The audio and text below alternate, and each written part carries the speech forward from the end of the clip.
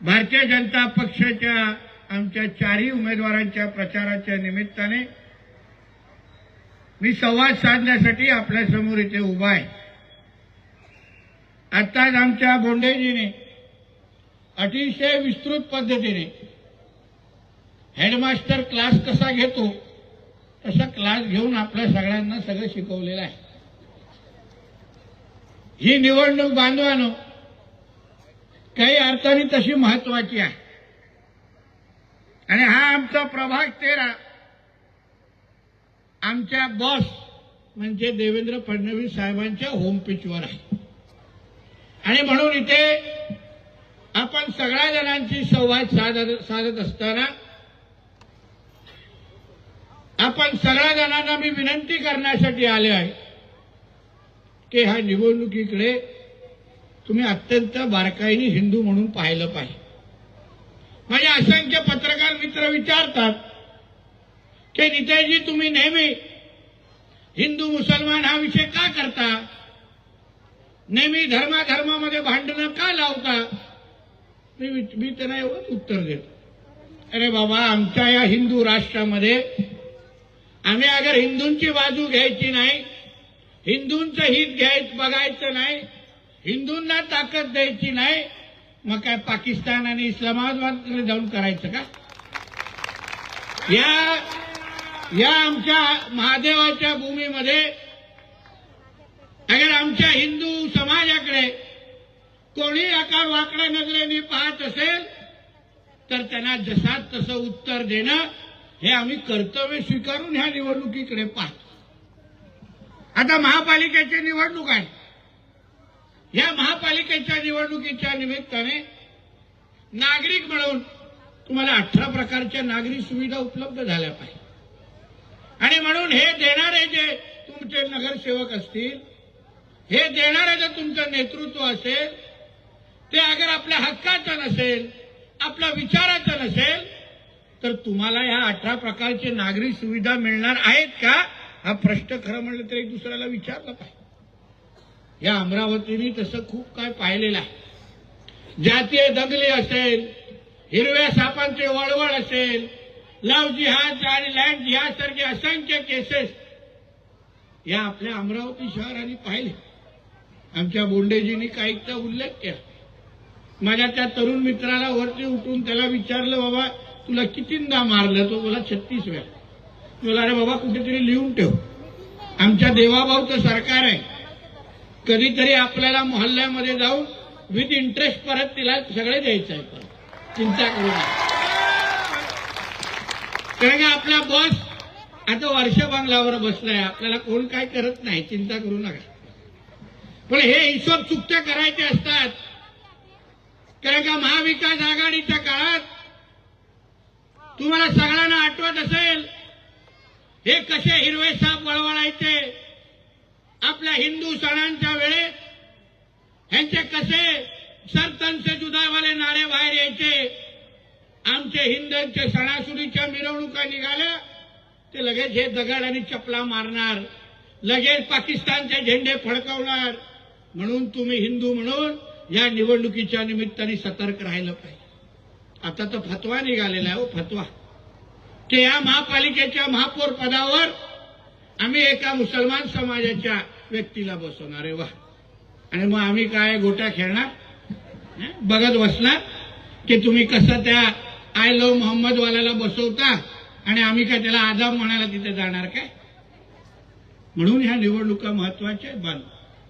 हे अगर हिंदुत्वाचा गड असेल, या प्रभागामध्ये ती महापालिकेची इमारत असेल तर आपण निर्धार करायला पाहिजे की त्या महापालिकेच्या इमारतीमध्ये त्या महापौरच्या खुर्चीवर आय लव्ह महादेववालाच बसला पाहिजे। हा निर्धार तुम्ही सगळ्या जणांनी करायला पाहिजे। कोणी याची हिंमत आपल्या या हिंदू राष्ट्रामध्ये करता कामा नये। हा विचार पण कसा येऊ शकतो सांगा तुम्ही। कोण पाकिस्तानमध्ये, बांगलादेशमध्ये अशी हिंमत करणार का? कोण पाकिस्तानमध्ये असा कुठल्या हिंदूंनी सांगितलं कि नहीं वो कराची के महापालिके के चुनाव में हमको वहां आय लव्ह महादेव वाला ही बिठाना है। किती किती कापून त्याला पाठवतील परत। अशा अशा जागी वस्त्र मारतील ना, बसू पण शकणार नाही. आणि ही सगळी हिंमत हे आमच्याकडेच करतात. बांगलादेशमध्ये बघा कसं काय काय होतंय माझ्या हिंदू समाजाबरोबर. तिकडल्या मंदिरं बघा, एक हिंदू म्हणून ज्याला विचारताय तू अगर हिंदू असेल तर जाळून मारण्याचं काम त्या बांगलादेशमध्ये होत आहे. पहलगामच्या वेळी काय झालं, ते अतिरेकी त्यांनी आपल्या माता भगिनींना विचारलं, त्यांच्या डोक्याकडे पाहिलं, ज्यांच्या माता भगिनीकडे डोक्यावर सिंदूर होतं लगेच त्यांना त्यांच्या गोळ्या घातल्या. ही परिस्थिती आपल्याला इथे बघायची. ही हिंमत हे लोक आपल्या अमरावतीमध्ये आपल्या हिंदू राष्ट्रामध्ये कशी करू शकतात. पाकिस्तानमध्ये चालत नाही, बांगलादेशमध्ये चालत नाही. म्हणून आमच्या या प्रभागाच्या, आमच्या अमरावतीच्या हिंदू समाजाने येणाऱ्या 15 तारखेला संदेश दिला पाहिजे की आमच्या या हिंदू राष्ट्रामध्ये त्या खुर्चीवर आमचे सगळे नगरसेवक फक्त जय श्रीराम वालेच बसणार. हा संदेश तुम्ही या माध्यमातून दिला पाहिजे.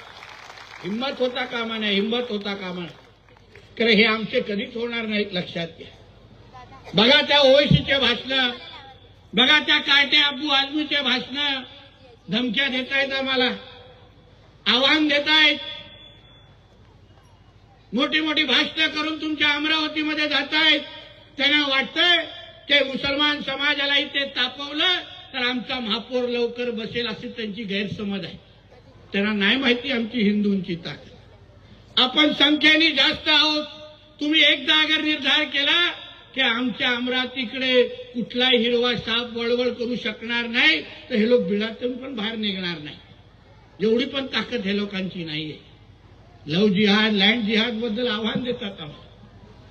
तो ओवैसी इथे बोलून जातो की कुठे आहे लव्ह जिहादचे केसेस. उगाच आम्हा लोकांना हैराण करतात, आमच्या तरुणांना खोट्या केसेसमध्ये टाकतात. तुमचे काय तरुण रोज सत्यनारायणची पूजा घालत बसतात काय रे? रोज काय ना काहीतरी कारनामे करणार. रोज आमच्या हिंदू महिला माता भगिनींना या लव्ह जिहाद सारख्या केसेसमध्ये अडकवणार आणि विचारणार की लव्ह जिहाद होतो कसा. अहो 100 पेक्षा जास्त पीडित कुटुंबांना मी स्वतः भेटून आलेलो आहे. असंख्य माझे हिंदुत्वादी विचाराचे कार्यकर्ते जेव्हा त्या माझ्या हिंदू बहिणींना वाचवतात, त्या पीडित कुटुंबाच्या आई वडिलांची जाऊन भेटतात, तेव्हा त्यांच्या आई वडिलांचे अश्रू त्या ओवैसीला दिसणार नाही.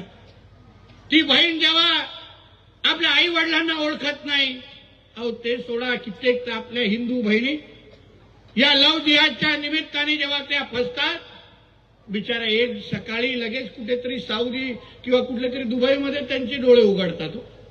आणि हा आम्हाला कायटा विचारतो की ते लव्ह जिहाद होतो की नाही.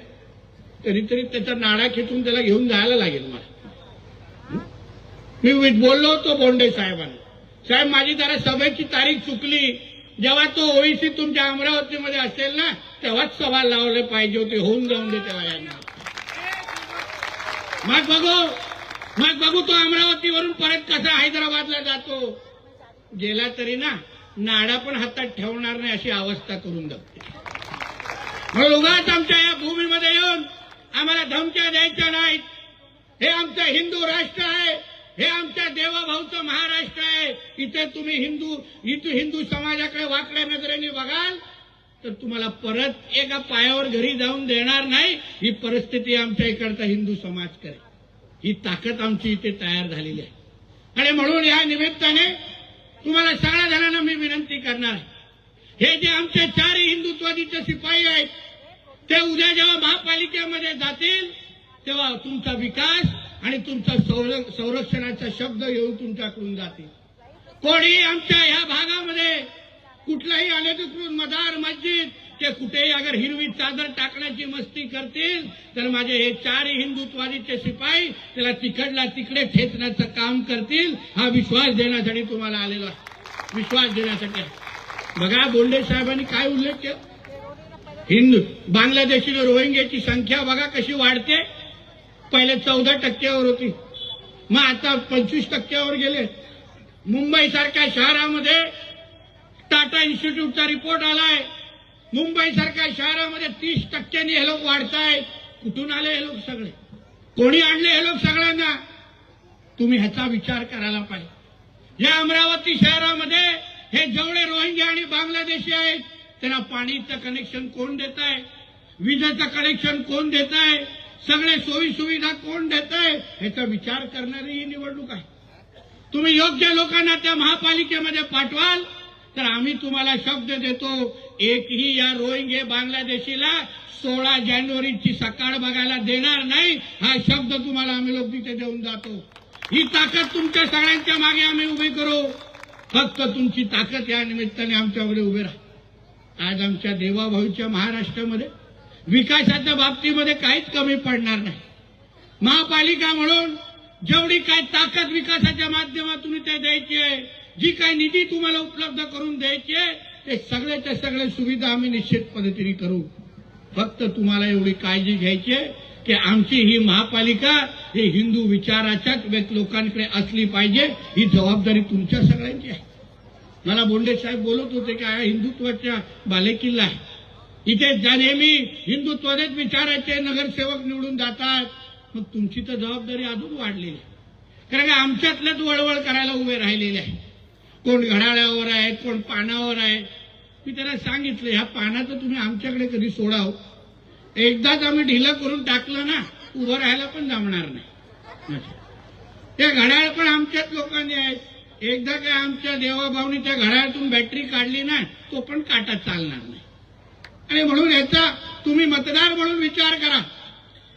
तुम्ही हिंदू म्हणून, अगर एका राष्ट्रभक्त संघटना म्हणून, भारतीय जनता पक्ष म्हणून अगर तुम्ही कमळ चिन्हाच्या समोर बटन दाबलं तर कोणीही तुम्हाला बाकीचे वाकड्या नजरेने बघण्याची हिंमत करणार नाही. ही राष्ट्रभक्त लोकांची संघटना आहे. या भारतीय जनता पक्ष म्हणून आम्ही 370 पासून राम मंदिर निर्माण करणारे कोण असतील तर ते भारतीय जनता पक्ष आणि आमचे आदरणीय नरेंद्र मोदी साहेब आहेत. या चारही लोकांना मतदान म्हणजे आदरणीय नरेंद्र मोदी साहेबांना मतदान आहे. या चारही लोकांना मतदान म्हणजे आमचे आदरणीय मुख्यमंत्री देवेंद्र फडणवीस साहेबांना मतदान आहे. हा विचार करून तुम्ही येणाऱ्या 15 तारखेला बाहेर निघा. आणि म्हणून फक्त 2च दिवस राहील. 13, 14 आणि 15 तारखेला मतदान. ते लोक तयारीमध्ये बसले असतील. ते 15 तारखेला मतदान झाल्यानंतर लगेच आपली शेरवानी घालून कधी मी त्या खुर्चीवर जाऊन बसतोय आणि सरतन से जुदा म्हणतोय, ही तयारीमध्ये बसल्या. तुम्हाला त्यांचे सगळे मनसुबे हाडून पाडायचे. तुम्ही हिंदू म्हणून तुम्ही एक निर्धार करा की मी 15 तारखेला कुठलाही विचार न करता, माझे कुठलेही हिंदू मत इकडे तिकडे न जाता फक्त ना फक्त भारतीय जनता पक्षाच्याच मागे मी उभी करेन. हा विचार घेऊन अगर तुम्ही मतदान केलं तर ह्यांचे कुठलेच मनसुबे, कुठलेच षडयंत्र पूर्ण होणार नाही. हा शब्द आम्ही तुम्हाला देऊन जातो. म्हणून परत एकदा तुम्हाला सगळ्या जणांना विनंती करणार, हे माझे चारही उमेदवार हे तुमच्या संरक्षणासाठी, तुमच्या विकासासाठी आम्ही सगळ्या जणांनी उभे केले आहेत. तुम्ही फक्त कमळ चिन्हाच्या समोर बटन दाबून ह्यांना आशीर्वाद द्या आणि ह्यांना जय श्रीराम म्हणत त्या महापालिकेमध्ये पाठवा. आम्ही तुम्हाला विश्वास देतो, हिंदू म्हणून तुम्हाला सुरक्षित ठेवण्याचं काम माझे हे चारही सहकारी करतील. हा शब्द तुम्हाला आजच्या निमित्ताने देतो. इथेच थांबतो. जय हिंद, जय महाराष्ट्र, जय जय श्रीराम. बोला जय जय श्रीराम. भारत माता की, भारत माता की. वंदे वंदे. छत्रपती शिवाजी महाराज की, छत्रपती संभाजी महाराज की. बोला बोला हर हर हर हर. धन्यवाद. जय हिंद, जय महाराष्ट्र.